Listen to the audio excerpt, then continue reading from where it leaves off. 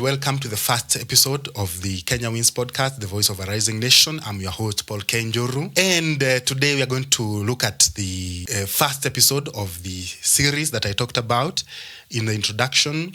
The series is called The 7 Greatest Historical Mistakes Made by Kenya. And I'm looking at, in this series, I'll be looking at 7 foundational mistakes that are holding us back from development.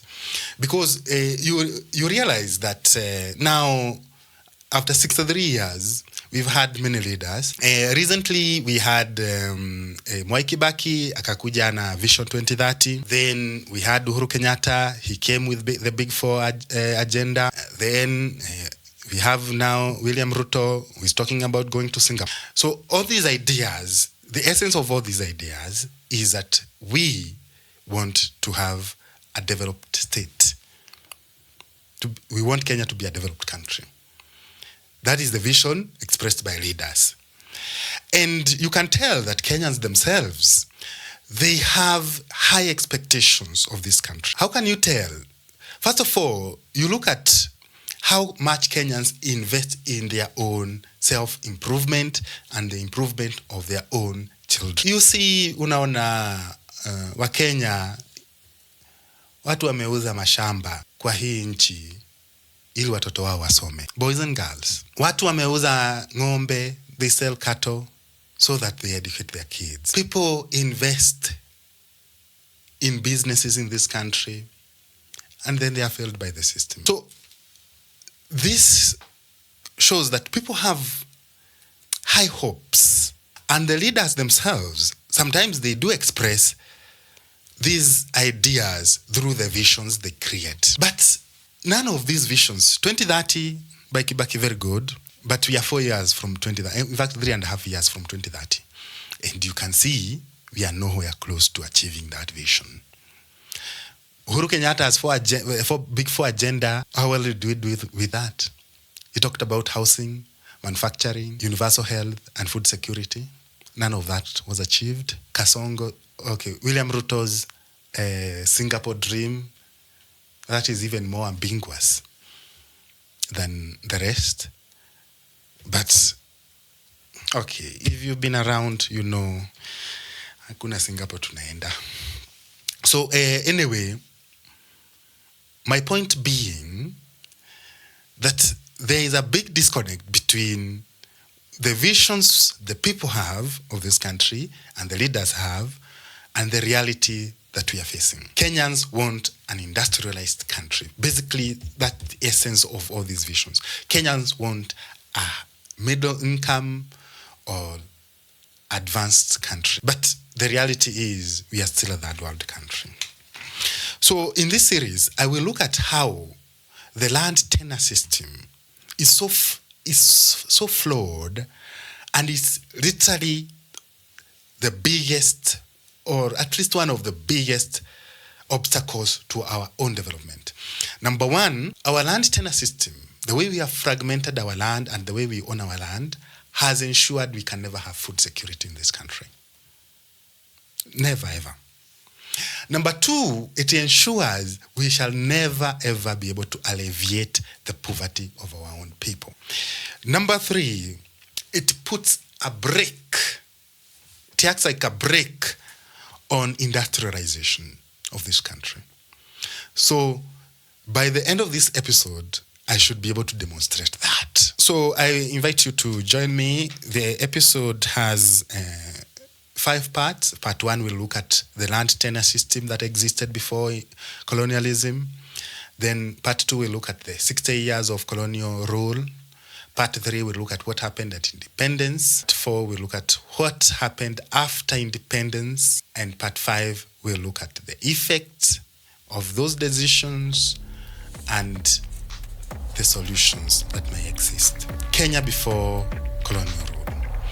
So Kenya as a land, just as the land itself, of course, it's been here. The land has been here a long time.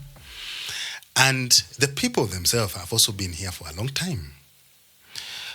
So for this episode, I will use the Kikuyus, who are Bantus, and the Luos, who are Nilotes, and I'll make a passing mention of the Kalenjini land tenure system, who were also Nilots. So those, because Kenya before independence, before colonialism, we existed not as a country but as tribes.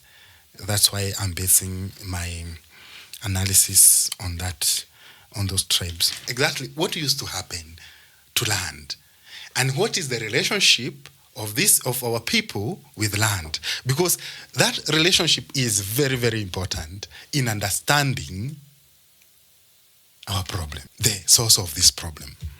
So the Kikuyus, they occupy central Kenya, of course, and they have been here maybe for like as a group.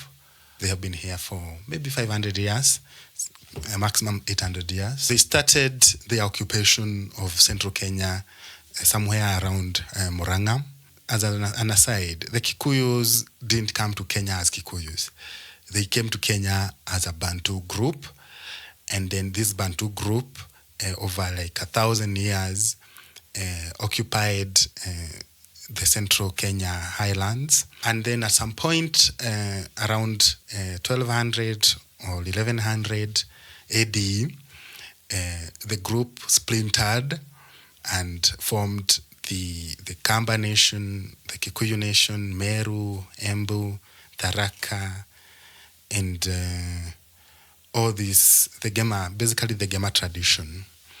So that is that split that happened is what led to the formation of a Kikuyu nation. So these Kikuyus, they started at Murang'a, and then slowly they expand outwards, southern, towards Kiambu and Muru, and also on the other side towards Nyeri. How do they expand?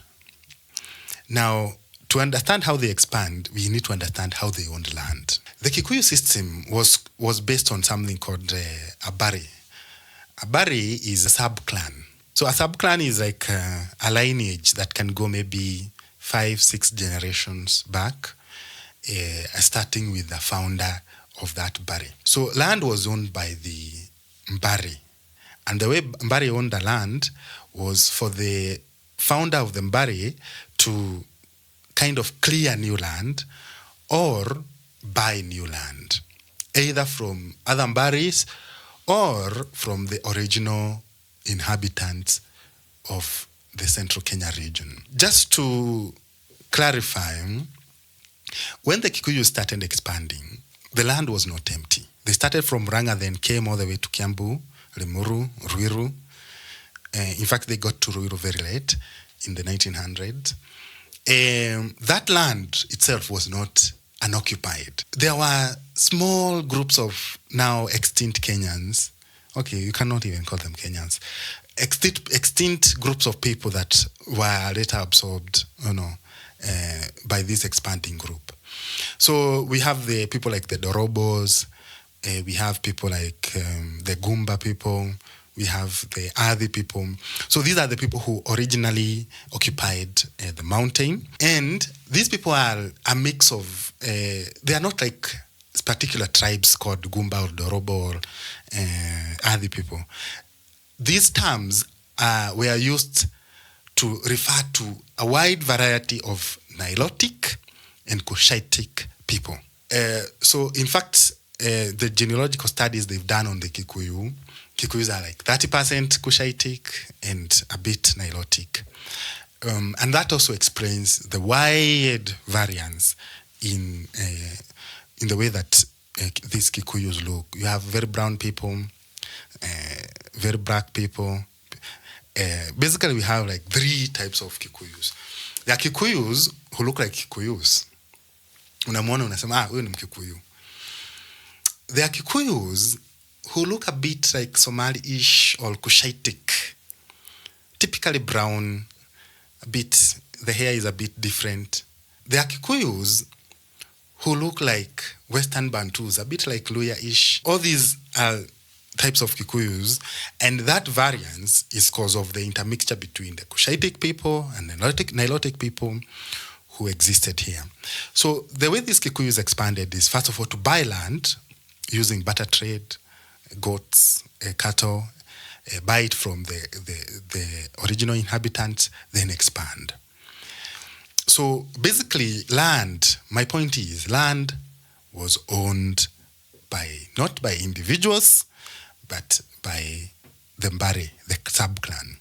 So within this sub-clan, you can imagine now there are several elders, and they would appoint one of the eldest, they would call him a Moramati, to solve any disputes amongst the Mbare that is living in that land. And probably about maybe sometimes a dozen families, or maybe 20 families living on a single piece of land. And each family was allocated a place within the land. So there was no issue of landlessness. And every family owned land. So that is how the Kikuyus owned land. If you look at the Luos, they had a similar arrangement, but for the Luos, because basically they owned land using the same format. A lineage occupies a certain place, and then members of the lineage share the land. So again, there's no issue of landlessness. But I'll use the case of the Luos to demonstrate something else. Because within a Luo household, what they call a dala, Kisumu dala. So within a dala is a homestead led by one man, one mzee, with his wives and his children. It had a very specific arrangement because a Luo dala, you have, these people are polygamous people, most of them. You have a situation where there's a very specific spatial arrangement. Once you enter into the gate, in front of the gate, you see the house of the first wife, the Mikai. So the Mikai is directly in front of the gate. So then on the left side of the gate, you see the house of the Nyachira, the second wife. On the right side of the gate, you see the house of the third wife. They used to call them Leru. And then there is a Jadung Dala, separate the house of the man. Now, once you enter into the gate, if the man has sons, you'll see the house of the first son, and on the other side, the house of the second son. So odd-numbered son will be on the left, even-numbered sons will be on the right. So entering into Adala, you see a very specific arrangement. And you can immediately tell how many wives does this man have and how many sons does this man have. And for Eluo, Dala is a fixed home. And a man is supposed to marry in his father's Dala, but then once a man's sons start marrying, they can establish their own Dala. And you are buried where you are born. So it's very important to note that you're buried where you are born. This is home for you. And home is, you just don't leave home alone. This is where your placenta was buried. This is where your ancestors were buried. And because you live amongst your ancestors, after you die, you have to be taken home where they are. And that's a very specific place. So again, it is not possible to tell these people that you cannot own land. To be landless is to not belong then. Because if a Luo tells you they're from Kisumu, and an American tells you they're from New York, and you meet the same people again 20 years later, the American could tell you now they're from Boston. They moved. But for a Luo, the idea of home is fixed, and it's fixed in a specific place. So land is very important. You cannot just tell people to not own land. Now, the same concepts also apply to Kikuyu. The concept of being from where your placenta was buried is very central to a lot of Africans. But for the Luos, the fact that you have to be buried amongst your people makes land a life and death matter. So the same concepts, I saw the same concepts when I was researching the Kalenjini with their concept of kokwet. These were mostly pastoral people, but combining pastoralism with agriculture.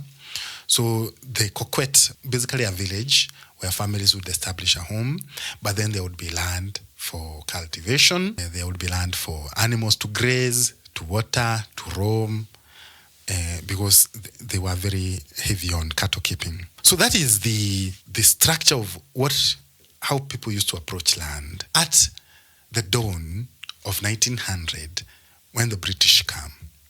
So when these people, the British come, wanaenda huko Limuru, wanapata hewa safi. Wanaenda Kericho, Nandi, wanapata rolling hills. And they were like, this is paradise. This is paradise. Kenya was marketed as paradise to attract settlers. And indeed, it is. Very, very beautiful. You've been to Limuru. If you've been to Limuru, if you've been to Kericho, see those hills, like rolling hills, not very hilly, but, And these people, these British people, they say, this is a place we can settle. So how did the British now come to own land? The British owned land in the White Highlands, and the White Highlands were in predominantly Kikuyu country and Kalenjini country. Kiambu, Nyeri, Laikipia. Okay, Laikipia was Maasai country. Nyandarua, Maasai country. Nakuru, Maasai country. Uasin Gishu and Kericho and Nandi, Kalenjini country.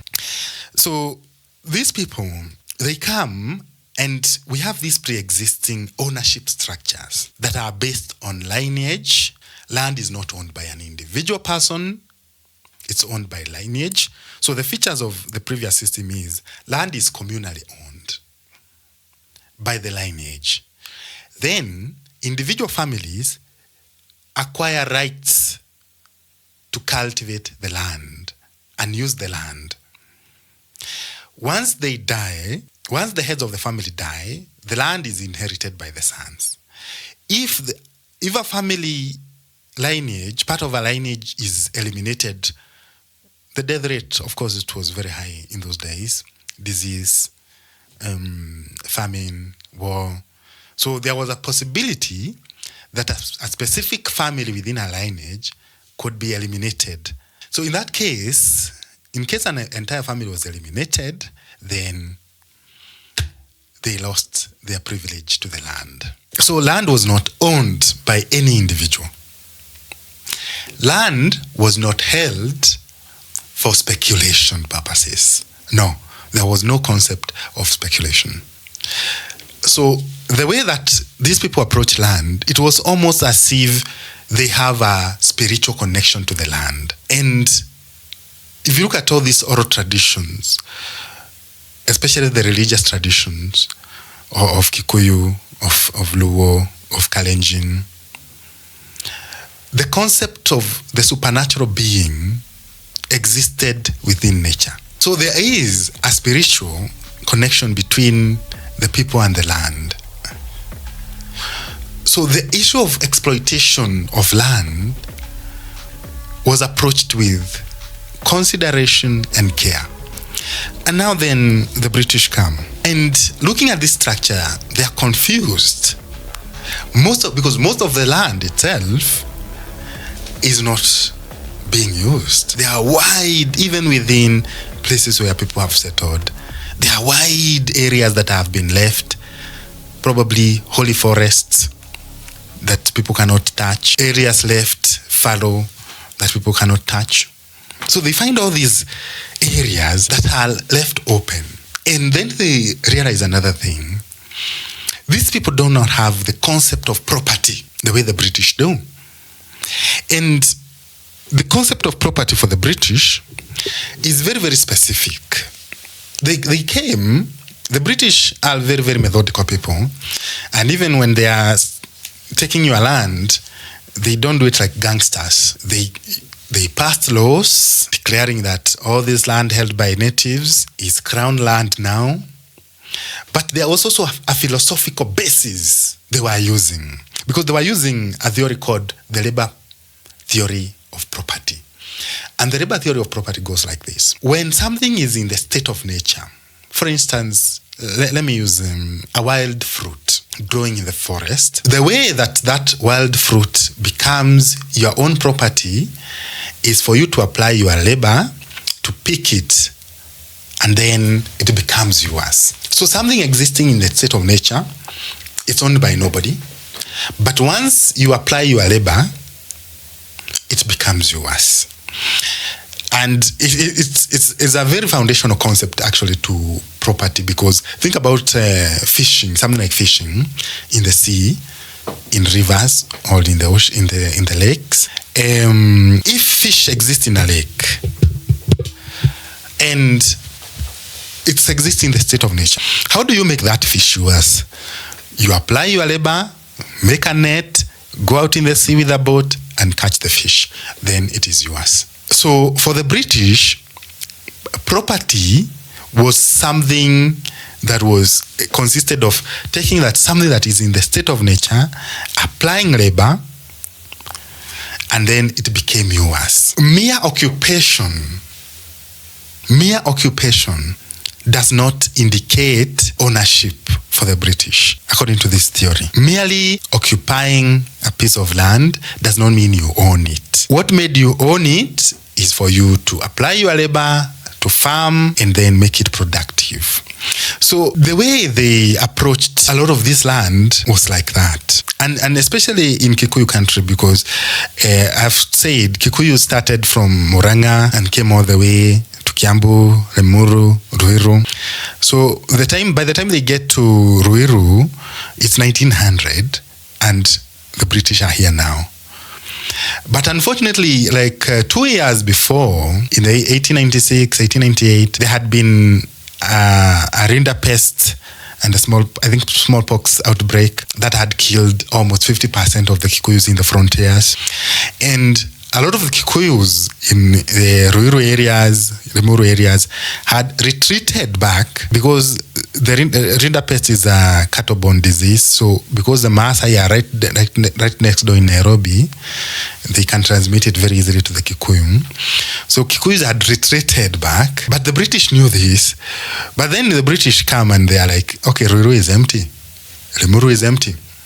But then there were still other places where people actually occupied the land, and the British still expropriated the land. They still took the land. So this was achieved through military conquest, through trickery, through legislation. And then what they did, they collected all Africans and put them into what they were calling them native reserves. These were areas reserved for Africans, so that to clear the rest of the land, put them in small specific places in Lari, in Githunguri, in Kangema. The same thing happened to Kalenjin country. The Africans were put in specific reserves, and then the land was taken. So that's how the British acquired the land. They did not acquire land in Luo Nyanza or in Western among the Luya people or the Kisii people. But that was because even at that time, places like Kisii were already densely populated. Even most of Luya country was already densely populated. And they realized that it would cost politically, you'd have to do too much work to remove these people from the land. You face a lot of resistance. Luo country was not suitable for agriculture or European agriculture, which focused on cereal farming. So they were left alone. The land was left alone. But the Luos and the Luyas themselves, they were not left alone. The Luos specifically and the Luyas were designated as a labor reservoir or a labor reserve for colonial Kenya. So within Kikuyu country and Kalenjin country, we have these reserves where people are being put. They practice a bit of agriculture, but then they also need to work on European farms. But they needed reserve labor from Luo land and Luya land. And the way they ensured that Luos would work for Europeans was to introduce the concept of hut tax and poll taxes. And it had to be paid in cash. And the only way to make cash is to work for Europeans. So that actually forced a lot of Luos and Luyas to leave the West and move towards Nairobi. Those were the first Luos and Luyas to settle within Nairobi, to work for the white man, to afford the hut tax and poll taxes. So colonialism really affects people in a lot of ways. Even if they don't take your land, they still break up your families. Because now these people, they have to come all the way, and you're imagining coming all the way from Western in 1900 or 1920. There's no possibility of going back very soon. You maybe have to go back only once a year. So it was a very, very extremely brutal experience. So that is how these people came to acquire all this land and how they administered their territory. Then towards the 1950s, come the Mau Mau resistance among the Kikuyu. So Mau Mau was primarily a land-driven grievance. They were not technically fighting for independence. They were fighting for the return of their land. Because all these people had been put in reservations, and they have living memory, or there are old men living amongst them who saw these white people coming and taking their land. So hizi sio stories za zamani. These are stories happening within their lifetime. Some of these reservations were made in 1920s, 1930s. So even young people, relatively young people, they saw the process happening. This land-driven grievance led to a very, very important reformation that happened in 1954, as the British were looking to kind of create a pressure valve against the pressure that was coming from the Mau Mau. And this plan was implemented primarily in Kikuyu country, but it's very important we mention it because this is what became a template for later land adjudication and division in Kenya. So this plan was called the Swinnerton Plan. It was created by somebody called John Swinnerton. He was the Deputy Director of Agriculture in colonial Kenya. First of all, you have to know, once the Kikuyus were put in native reserves, they had essentially been taken away from their traditional lands, concentrated in specific areas. But still, within these native reserves, they still maintained their barry system of land ownership. So even when the British put them into reservations, so land was given not to individuals, but to barries.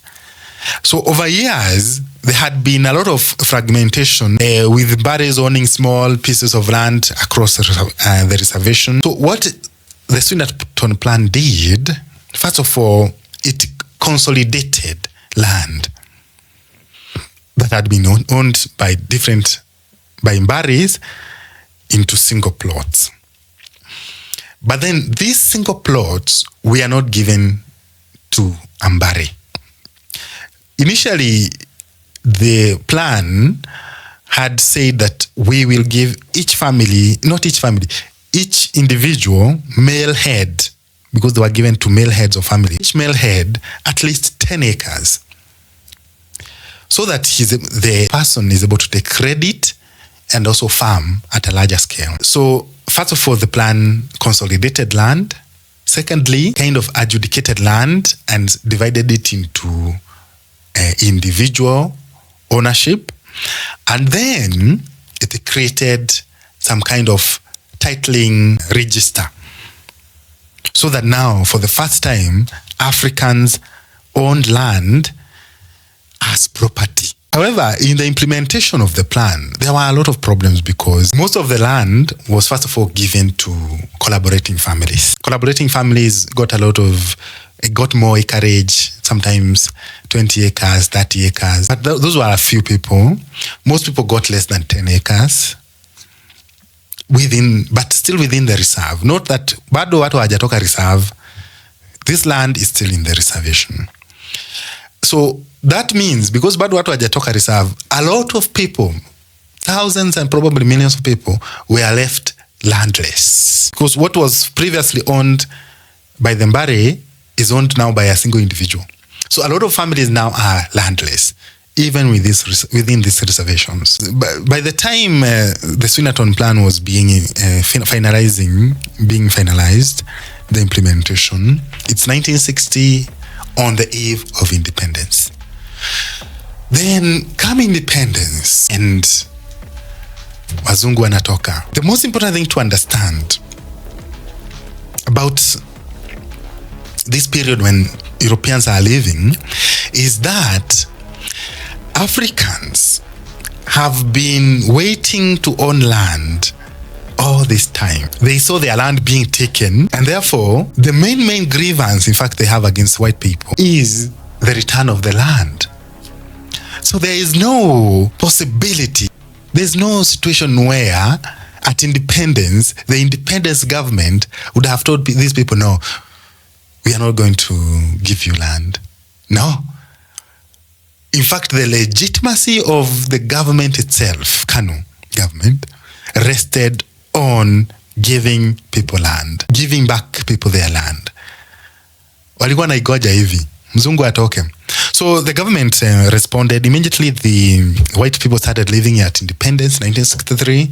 They responded by creating something called the 1 million acre plan. The 1 million acre plan, the goal was to create two types of farms.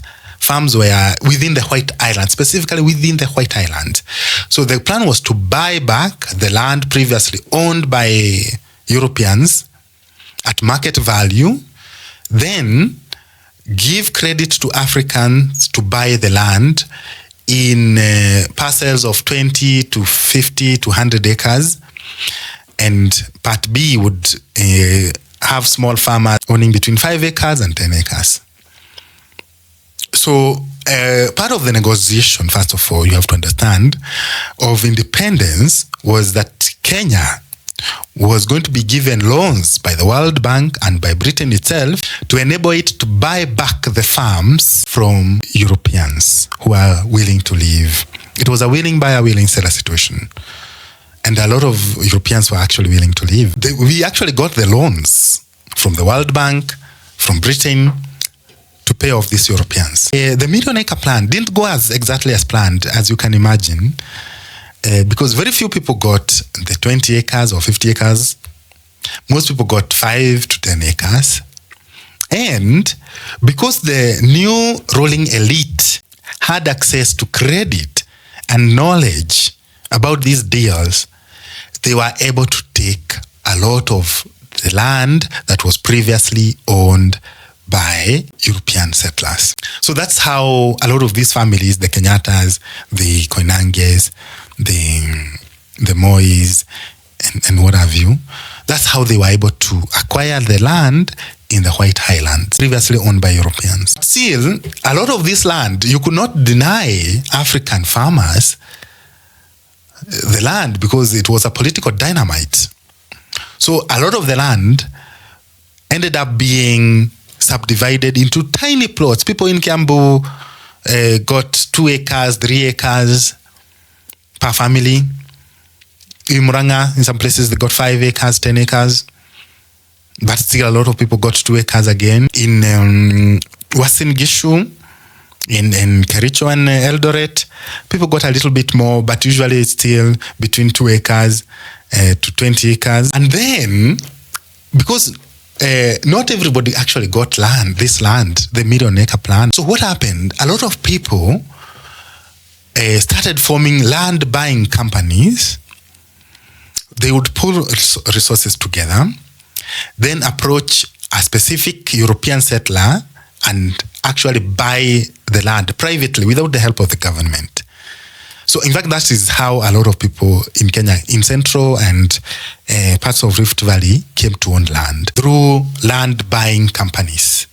There was a very, very big one started by former MP Kika Kimani called Gwataniro Motukanyo, had 100,000 acres of land it was supposed to redistribute. So this is how a lot of people came to own land. But these land buying companies, because most people didn't have enough money, they only had a little money, but a desire to own land.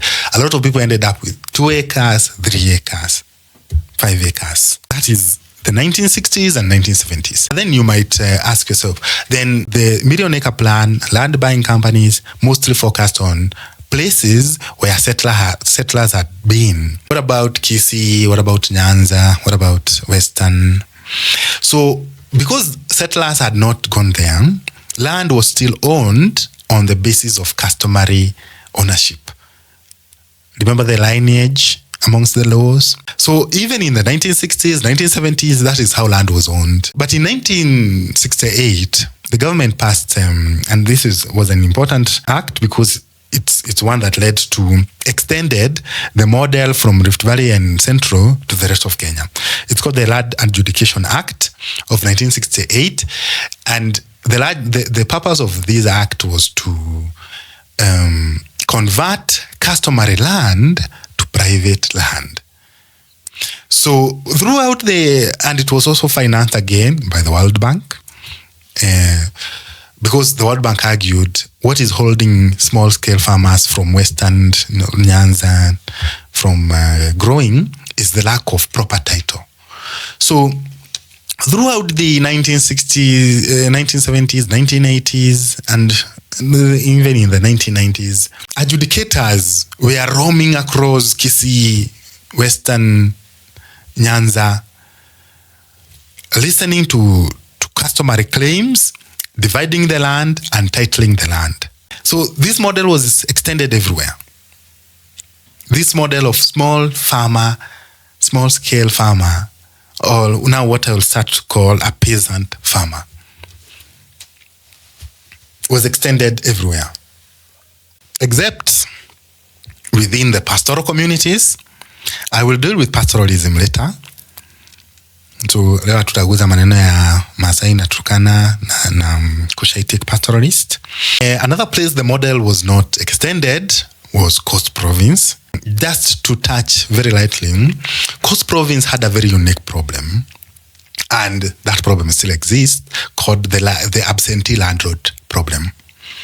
And the absentee landlord problem started in around 1903 when the British came and they found the Giriama who owned land just like the way I described within the Kikuyu, the Luos and the Kalenjins. But then because Coast Province had what I would call a government before, Coast had pre-existing governments for a long time, and there had been several ownership disputes. So the British said, we need to solve this problem. We need to understand who exactly owns land. So they passed an act that required, if you own land in this region, declare it now. Then we shall give you a title. And because a lot of Giriama didn't have the concept of ownership, but Arab and Swahili residents, both in Oman, in Zanzibar, and some parts of Coast Province, they knew about land ownership and they were educated enough to know what the British meant by saying that. They created almost fictitious claims on land that was actually existent, being currently occupied by Giriama. The British, nevertheless, they gave title to these people, and that has given rise to the problem of absentee landlords in coasts. People not even living in Kenya, but they have title. But as part of the independence negotiation between the Kenyatta government and the British and the Zanzibar government, it was agreed that those titles by those people would still be honored. And to this day, they've been honored. Again, because some of these absentee landlords sold their land, that is how the Kenyattas also came to own part of the land in Coast Province, willing buyer, willing seller from these landlords. So basically, so that is what happened. Let's jump now to the modern era. By the year 2000, because now this is where, that is the foundation. This is where now the problems start. By the year 2000, the second generation of landowners is bequeathing their inheritance to the third. So people given title in 1959, typically people own land for a generation, then they die, then they're inherited by their sons. So people given land through the Swinnerton Plan initially in the 1950s were already old. So by the 1985, the first generation has gone out and the land is inherited. So if you are given 10 acres in 1960 and you had 4 sons, they subdivided it amongst themselves in 1985, and each person now had 2.5 acres. The generation that inherited in 1985, about 30 years later, let's say 2 or 5, they give the land to their sons. If somebody, one man had gotten 2.5 acres, you have another, let's say 3 or 4 sons. That means each will get about 8 acres of land. In a few years, the people who inherited that land in 205 will be giving their land to the next generation. And if you have 2 sons and you have 0.8 acres, each son now will get 0.4 acres. And the example of given of 10 acres, those are those who are better off. A lot of people had 5 acres, 2 acres. So now I live in Kiambu, and you walk around and see very, very terrible situation where land has been subdivided to the extent of economic uselessness, complete economic, you can't really make anything out of it. Complete economic uselessness, complete uselessness. Nothing can come out of it. I don't know what will happen now to the next generation, because in Kiambu the situation is, and Murang'a, I know, and Nyeri, the situation is dire because the people are sitting on 1 acre or 2 acres and they have like 3, 4 sons, and now because of gender equality the courts are saying even the daughters must be included, so the problem is even bound to get worse. And I think we'll get to a point where utakuwa unaambiwa haya, wewe simama hapo, stretch your arms, okay, swing around. Haya, sasa hiyo kwenye umeswing around, hiyo ndio nakuachia. Because it's that dire. And it's not only in central Kenya, it's everywhere now. People got 5 acres in 1960. How much do you think the inheritors have now? Even less. And now this is the beginning of the problem. I said the land tenure system has prevented us from solving the problem of poverty, food security, and has been an obstacle to industrialization in this country. I'll begin with food security. Obviously, the size of the farms is just barely enough to support a family. If you have 1 acre, you cannot produce food for sale. And to make it worse, the smaller the land, the less incentive to invest in real agriculture. You cannot mechanize 1 acre. You cannot build any infrastructure in 1 acre. You cannot get a loan from the bank using 1 acre. That is economically insignificant. So our people are now stuck because they cannot abandon this land. They have to occupy it and farm it. They cannot leave it. But it cannot even feed them. Leave alone feeding the nation. Right now, Kenya, we are talking about, is a net importer of food. We have very good arable land in this country. But it's so subdivided into economic uselessness. We are spending billions every year importing food, and that has consequences for industrialization. Poverty alleviation. You cannot alleviate poverty using, if people are spending the whole day, the whole year, not even whole day, whole year, on that one piece of land that cannot even feed them. Milk farmers, unatembea huku mashinani. You find people carrying 10 liters of milk to take to the dairy. Do you think that can alleviate poverty? It cannot. 10 liters. Hata ukinunua na 50 bob ama 60 bob, that is 600 per day. In 30 days, that is 18,000. And 18,000 is not even profit. You have to feed the animal. Kuna madawa za ng'ombe. So kuna kununua nyasi na kununua napier grass and hay. So your profit hapo kwa hiyo 18,000 maybe ni 5,000. What are you talking about poverty alleviation? And you find that even if you improve the infrastructure around these people, around these farms, they will never really benefit, because hata sasa ukiwa na 1 acre na unalima viazi, how much do you think you can harvest in a year? Just barely enough to survive. Barely enough to survive. In fact, there was a very, very important study that was done in Western Kenya, and I will include a link in the description. It was done in 2016 to 2018, but it was published in 2023 by Marinas et al. And what they did, they gave farmers in Vihiga and Busia free inputs, fertilizers, chemicals, farm implements. They gave them free for 5 planting seasons. And they wanted to study 2 things. Number 1, could the yield of the farms be improved if there was investment or if there were inputs?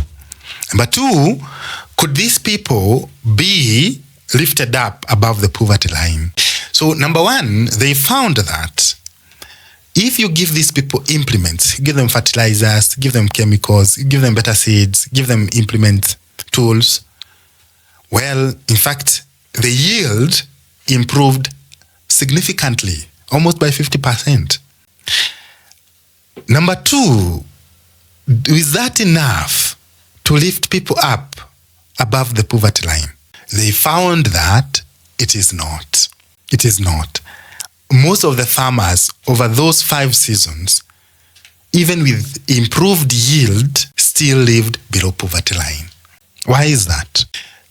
That is because their land holdings were so tiny, because in Vihiga, where it's very, very densely populated, people were working with half an acre.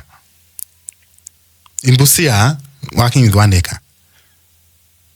So the land is so small that even if you would give them free fertilizer, it would not change their situation, their poverty situation.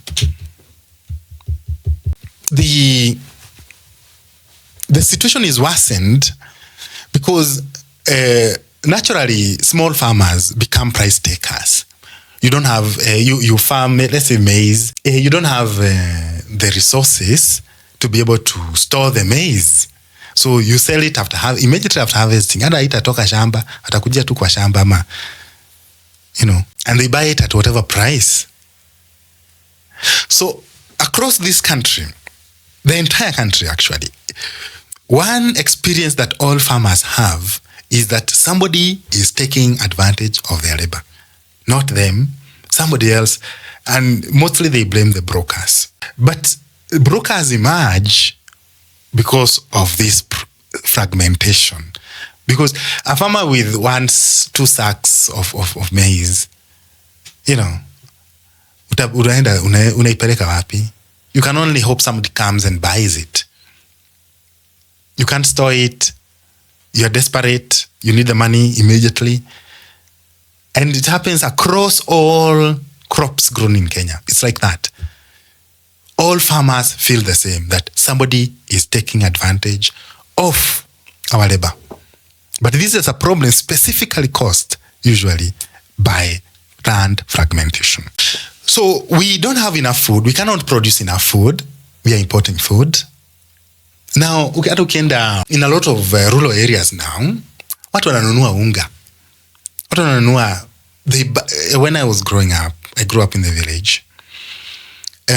Most of the food, almost all the food we used to take, used to come from our farms. Sukuma wiki inatoka hapo. Ugali tunapanda mahindi. Waru maragwe, malenge, like everything, even wheat. We used to produce our own wheat. So it's only occasionally that we needed to buy rice. We don't grow rice in Laikipia, but that was occasional. Sahi, the food insecurity in rural Kenya is also reaching critical levels. Those farms are no longer productive as they were, have been subdivided, and unapata watu wanaishi in rural areas but wananunua unga ya mahindi. Unga ya mahindi unanunua na unaishi rural areas. So the level of food insecurity is reaching critical levels. One disadvantage or one advantage of that is, of course, it has raised the political consciousness of everybody in this country, because people are now sensitive to government policy, especially regarding taxation of food, because if you go back to 1990s, 1980s, rural people are completely disconnected from almost government policy. Not completely, but largely, in terms of their spending, they were largely disconnected from government policy. They would produce all their own food, so they don't interact with the larger economy. But now, everybody is politically conscious, because bei ya unga ikiongezwa, it's not just the people in town who are feeling it, it's everybody. Even people living in rural areas. I was in Turkana the other day, Turkana County, and even these pastoralists, they are feeling the effect of government policy, because wananunua unga, wananunua mafuta. Of course, it's a different story, but my point is it has raised political consciousness, so that is one effect. But my point is we cannot even produce our own food. We have the land, very productive, but we cannot even produce our own food. Then most importantly, and this is greatly important, our approach to land, or the Peasantization, this Peasantization of this country, provides the most powerful brakes against industrialization. And it acts in two ways. First of all, economic theory is pretty united in the belief that a country cannot industrialize if it does not have enough food. And this acts in two ways. This mechanism works in two ways. When a country is industrializing, and this was seen in Japan, in South Korea, in Taiwan, all these places that have industrialized, what happens is people leave rural areas to go to town. But people cannot live if they are not assured of enough food, or cheaply accessible food. Let me call it cheaply accessible food in urban areas. So that's why that's the mechanism that pulls people to town. One of the greatest incentives that encourages people to come is affordability of food, because you have to eat every day. You can't just come to town and kunateseka. You have to eat every day. So people cannot leave these small farms. So a young man in Vihiga would rather toil on the quarter acre of land rather than consider living. Another way that the Peasantization has affected industrialization is the massive foreign exchange that is spent on food. This foreign exchange is what is supposed to be spent on buying capital goods, machinery for industrialization. But we cannot afford that. We cannot. People will go hungry. You cannot buy machines when people are dying. We have to import sugar, we have to import rice, we have to import maize, we have to import oil, we have to import everything. It has to be imported. Onions from Tanzania, everything, eggs, everything has to be imported. And this costs billions. All the foreign exchange we earn from coffee and tea and flowers, yote inaenda na food, the food bill. But now there's also a political mechanism that is really, really important and speaks to the heart of this problem. Because every election season, you have to consider the needs of these farmers, of these peasant farmers. Unaenda huko Western unaambia haya, nyinyi wakulima wa miwa, mmeumizwa siku mingi. Nitakuja hapa nitafanya nini na Mumias Sugar Company. Tutafanya hii nyingine. Haya, unaenda Kirinyaga na Murang'a. Nyinyi wakulima wa kahawa, mmeumizwa siku mingi. Hakuna mtu anawashughulikia. We are going to deal with coffee cartels. Unaenda Kitale, nyinyi wakulima wa mahindi, na nyinyi pia mmeumizwa. Haya, nenda Nyandarua. Haya, wakulima wa maziwa, nimesikia kilio chenu, nitawasaidia. So essentially, because the population that is working on agriculture is so big, it forms a very, very important political constituency. Very, very important. You cannot afford to ignore them. You cannot have any coherent political strategy or any chance of winning political power, especially at the top as the presidency, without considering the needs of the peasant farmers and without promising to move heaven and hell for them. Statistically, 70% of the rural population works on agriculture, and sometimes up to 30 to 40% of the Kenyan population itself works in agriculture. So this is a very, very huge population. It's not something you can just ignore. There's no political strategy that can work without these people. So that's why I'm saying we are trapped in this system. Because you'll start to see it. Wataenda kwa wakulima wa mahindi, wa kahawa, wa majani chai, wa miwa, kila kitu. Promising them things. But crucially, what this does is that it drowns out political energy from any alternative development strategy.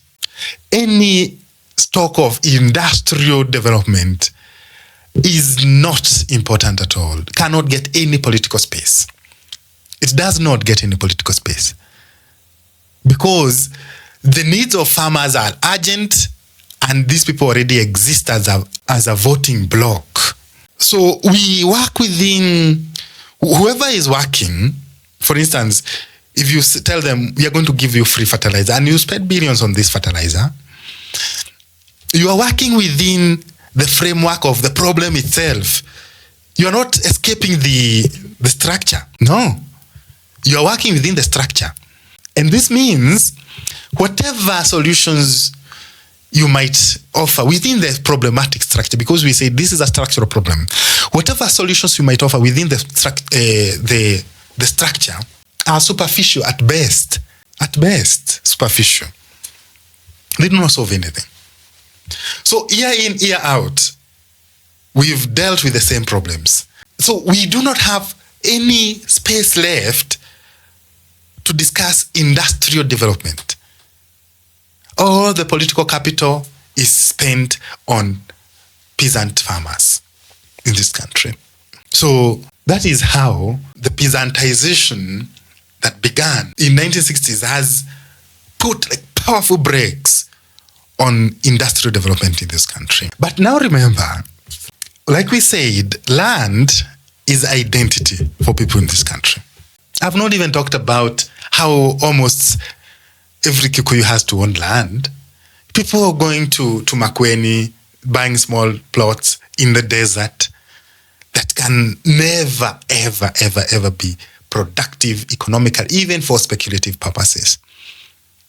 And the fragmentation that we talked about in the 1960s and 70s, it's nothing compared to what is happening now with land buying companies, dividing plots in already unproductive areas into quarter plots, eighths, for purposes of speculation. So if the problem was big in 1960 and 70, now it is taken a new life.